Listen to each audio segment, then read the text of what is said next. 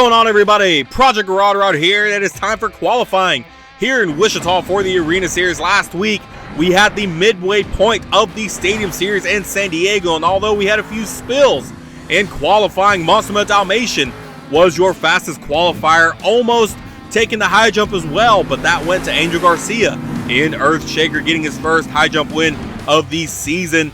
Carrying that momentum from qualifying, Monster Dalmatian took the racing win. And then Dragon taking his second skills win of the season back-to-back after he winning in Detroit. Northern Nightmare with an amazing run and a score of a 44 to take the freestyle win. And then Omboji just barely hanging on by 1 point, taking the overall event champion win. And this was the leaderboards of the event champion after the fact, just 1 point shy from losing it to Northern Nightmare. So this was the leaderboards. After all that was said and done and the bonus points were given out, Dragon still on top, Dalmatian in second, Bakugan in third, Northern Nightmare in fourth after being in last place at the beginning of the event. So things are going looking in the up and up for him. This is the leaderboards when we left Greensboro for the Arena Series. We had a tie for first between Captain's Curse and El Toro Loco with 67. Ice Cream Man in third, Husky in fourth, Gravedigger in fifth, and Doomsday in sixth. So let's go ahead and get started with today's qualifying event. Don't forget to leave your comment down below on who you think will be the fastest qualifier here in Wichita. And right off the bat, we're going to get April Summers in Gravedigger to start off qualifying. Unfortunately, didn't have the outing last time in Greensboro for qualifying and racing. And it was a hard racing track. I mean, it was the over-under kind of figure eight style racing, and it was just a difficult one overall. And if you remember season 2, it was especially rough then, so it was a different time this time around. 14.29 for April Summers and Gravedigger for her first go around, so she is now your current leader. Don't forget to check out my Discord, link in the description below. Always looking for more people to sign up for future series, so be sure to check that out. And as she gets lined up for her second go around, green means go, and she's off, hoping to get hopefully a better time than that, 14.29, but that's not bad at all. That should be a good spot for her. So hopefully she can hold it down. There's 5 more trucks after her, so we'll wait and see as she gets on 2 wheels, finishing her second run, hitting the wall, and she's on her side. 15.89 was her second time. We're gonna go with the first one. We're gonna take a look at a replay of what went on, and she was just in a bicycle crossing the finish line. Luckily, she was able to pass legally. She was good, but not like it would have mattered. We're going with the first time anyways of 14.29. So she is now your current leader as 5 more trucks are left. And here comes MMJ Producer in Doomsday taking the freestyle win in Greensboro. And I mean, that's his second one of the season. So things are looking good for him in terms of freestyle. And hopefully he can start getting some more wins and competitions here as we come to the last 2 events of the season. He's kind of in a tight spot right now. 15.32. is his first time, so not going to be enough to take the lead. Hopefully this second go around can be a better time. 14.29 is the time to beat, so let's see what he can do as we wait for green. Again, MMJ Producer coming from the qualifier series earlier this season and landed in the Arena Series, and I mean, he's been doing pretty good so far. It's just, I think really racing and qualifying have not been the best for him. 15.19, a faster time, but not enough to take the lead. But, you know, I think racing and qualifying has been really where he's been struggling. Everywhere else has been pretty okay, especially in freestyle. So, I don't know, maybe we have a different outcome, at least in racing now at this point, and we'll see what the numbers are at the end of qualifying. Here comes El Toro Loco and Driftboy 912, your Rating World Finals 2 high jump champion. And he's on a roll right now. 3 high jump wins in a row for him. So we're gonna have to wait and see as he's tripping up a bit. He's able to stay in control though, not flipping the truck, although it's gonna hurt his time. 16.16 for El Toro Loco and Driftboy 912. So hopefully this next one will be a little better and it won't be as rough, and he can get a nice smooth run in to get a good time.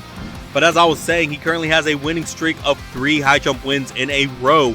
4 if you consider Orlando from World Finals 2. So I mean, he's on top of the world right now and definitely in line to be one of the favorites to win the high jump this year. And I believe we're going to be in Oakland for World Series 3. So finishing off his second attempt, a 14.51, so good enough for second place.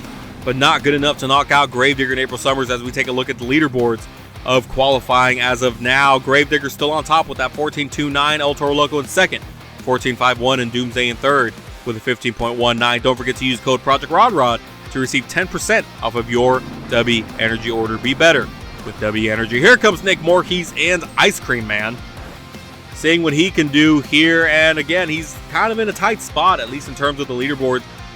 Started off hot early in the season, got the event champion in, where was it? It was Denver, I believe, is where we started. They're all starting to mix in a little bit. It was, yeah, I believe it was Denver. Yeah, it was Denver, Portland, Greensboro, and now we're in Wichita. But Denver, he was the overall event champion there, and things were looking good.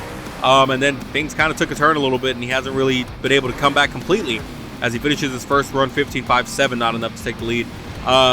Things have kind of, turned around a bit for him. Hopefully, now he can get a spark in him and really start taking off for the rest of the season.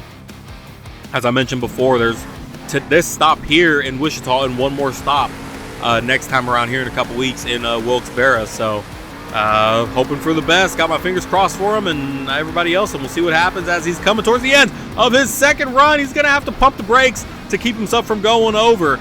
Great control, although it's going to kill his time, and an 18.87 for Ice Cream Man. Not going to be enough. Gravedigger on top still. April only has two more trucks in her way, one of those two being Monster Mutt Husky and Nitro Studios.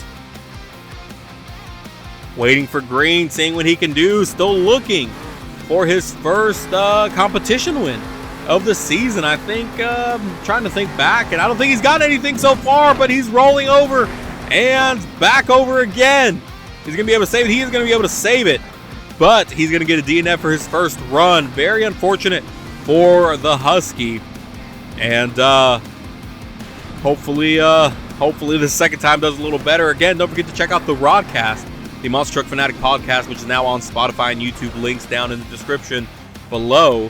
Now, going for the second run here. Hopefully something can come from this, and he can get a good time, get on the board, get somewhere that isn't last place, because he could really use the points right now.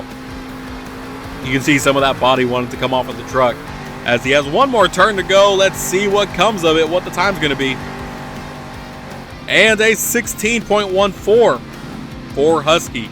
Not going to be enough to take the lead. And then there was one crazy Monster Jam fan in Captain's Curse, was the fastest qualifier last time in Greensboro and took the racing win there. Currently undefeated in racing here in the Arena Series. Let's see what qualifying brings. He also took the qualifying win at the very last second in Greensboro. Hopefully things fare the same way here. He's on two wheels. He's flipping over and crashing into the wall.